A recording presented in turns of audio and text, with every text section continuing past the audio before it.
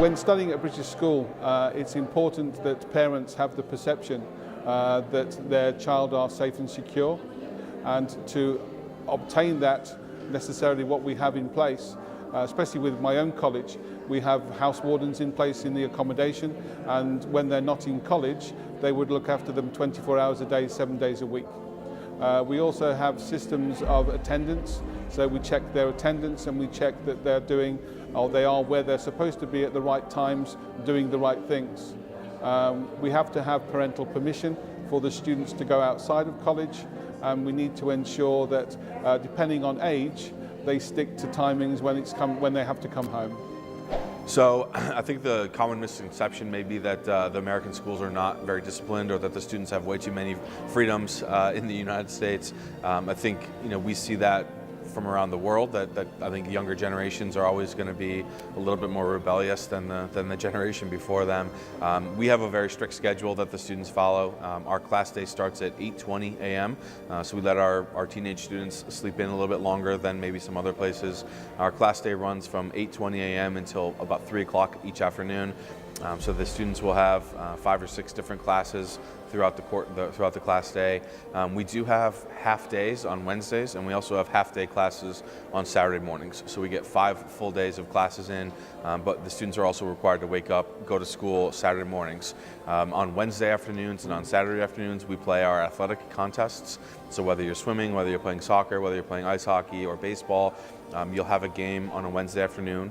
The game may be at Westminster School, it may be at one of our opponent's schools, but if it's at an opponent's school, we hop on a bus, we go, we play, we return in time for dinner, and then for study hall. So those Wednesdays and Saturdays are a little bit different in terms of our daily schedule, but Monday, Tuesday, Thursday, Friday, classes from 8:20 a.m. till 3 o'clock in the afternoon.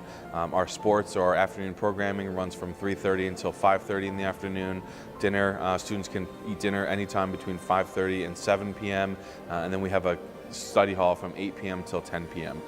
Every boarding student needs to be back in their room in the dorm at 10 p.m. And then we have lights out about 11 p.m. for students. So there are sometimes these kind of awkward hours, I always call them, where there's just enough time to kind of kick your feet up and relax, but not enough time to really do anything that you could get in trouble for, which is always kind of nice. I think the experience that each student has in America is unique to them. It's a very structured environment. There is a full immersion program from the minute they wake up until the minute they lay their head on the pillow. There are faculty and staff who work with each student 24/7. So the student will wake up and have a meal in the dining hall with their faculty, staff, and classmates. They'll go to classes with their faculty. After classes, they'll be engaging with coaches and instructors, whether it's in the dance studio or at the horse barn or on the ice rink. And there's lots of different opportunities for students to be actively engaged in productive, helpful, and positive experiences for them to have the most of their experience.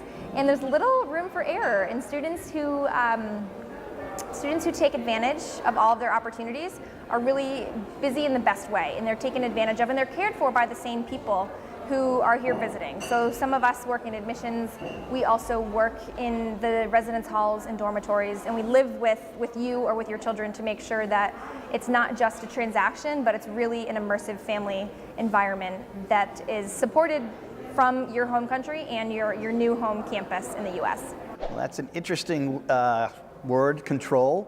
I'd like to use the word structure, since we are working with boys in grades 5 through 9 who are boarding in our community.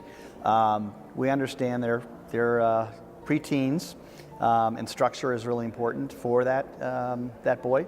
And so we do provide a lot of structure within our community and for our boys, and that's structure around the daily schedule. That is structure around study times in the evenings to ensure that the boys are working to their fullest capacity and potential. So there's a lot of touch points. We have 70% of our upper school faculty members live on our campus, so they are teaching them, they are coaching them, they are working with them on the weekends, taking trips. So we not only get to know each boy as a student in our community, but we also get to know them as a person. And I think even more importantly, they get to know us. They get to see us out of our coat and ties, during the weekends and off on some amazing weekend trips and activities that we're doing with the boys. Discipline is a major part of what we do at Chaminade. We try to give a child an opportunity to do things he wants to do, but at the same time we make sure that he does the things he's supposed to do, like homework and getting his room cleaned, and many of those things that a parent would do. Controlling is a difficult word. I would say that most independent boarding schools have the opportunities for students to grow through house parents in the boarding school system, through their teachers, through guidance counselors, nurses, many people involved in a boarding school to help that child stay on track. At Ross School, we have a residential life office, and we have a few administrators working in this office around the clock, and they're always on call, so a parent can consult with them and understand that their child is safe and doing well. If they're ever concerned about their child, they can go through these administrators to make sure that the child is okay. And if a parent is ever concerned about a specific disciplinary issue or a specific habit, for example, that their child has, they can tell the residential life office, and these people will make sure that the child is getting what they need. For example, if they're not getting enough sleep and the parent is concerned about that, then they can talk to this office, and the office will step in and mentor the child to help them make good choices, and of course working through the supervision of the parents as well. We laughed at the word control because we don't really try to control students, but our students are very well behaved. The students have a high level of morals and high level of character, and we like to produce students who want to be leaders in their community. So this is something that students find very appealing and they're very interested in. We have very bright students, but we also want them to be leaders in their community when they return home.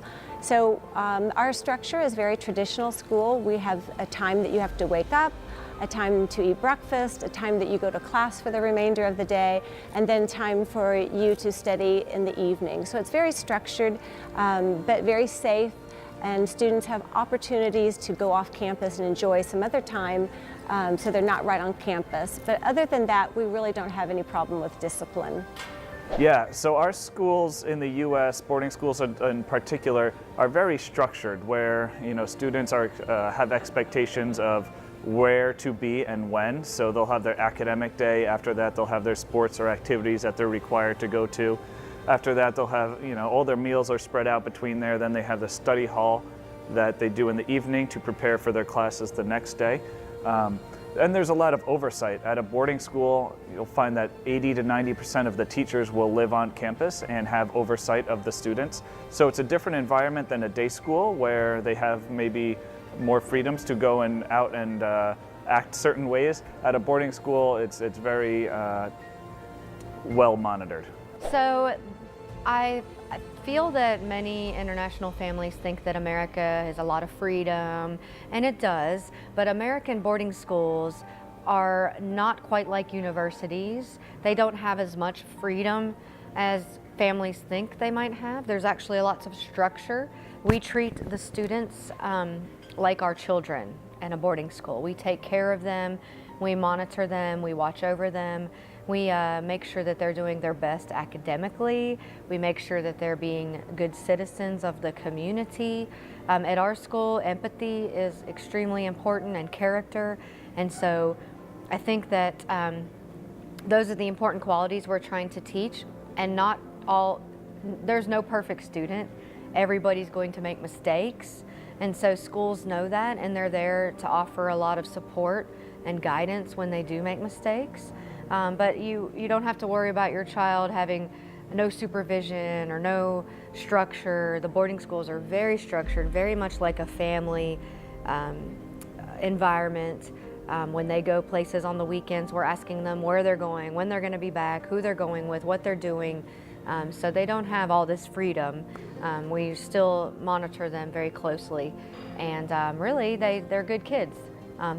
We don't have many issues in our schools of kids getting in trouble. I don't know what the perception is in the media, but The schools that we work at, the boarding schools in America, have very good kids that are not getting into trouble.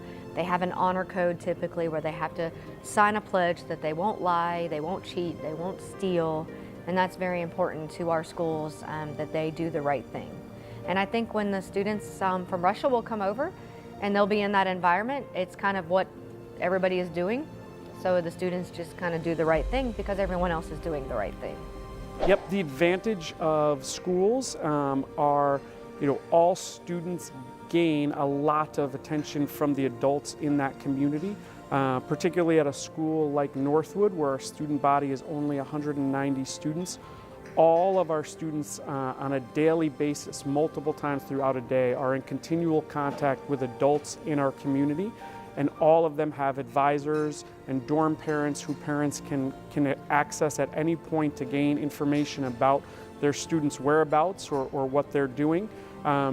Also now, with technology, it is pretty easy to be able to communicate with a student regularly through the use of smartphones and different apps that allow you to communicate with your son or daughter throughout the course of any given day. So at Perkiomen School, we have our Dean of Students, Mr. Manfredini, who has been with our campus for 35 years, so longer than I've been alive. And he has been an incredible mentor, teacher, guide, and leader for our students. We have really clear school rules. Our philosophy as a school is if we're not going to enforce the rule, we don't make the rule. So we choose very carefully the rules that we have. And we have an ongoing conversation. We have great student leaders who help to enforce the rules, and we hand select these seniors. Of course, the faculty are all involved in being the eyes and ears of our campus. And what we find really at Perkiomen is we don't have very many issues. Our kids are by and large really great, fantastic kids who want to do the right thing.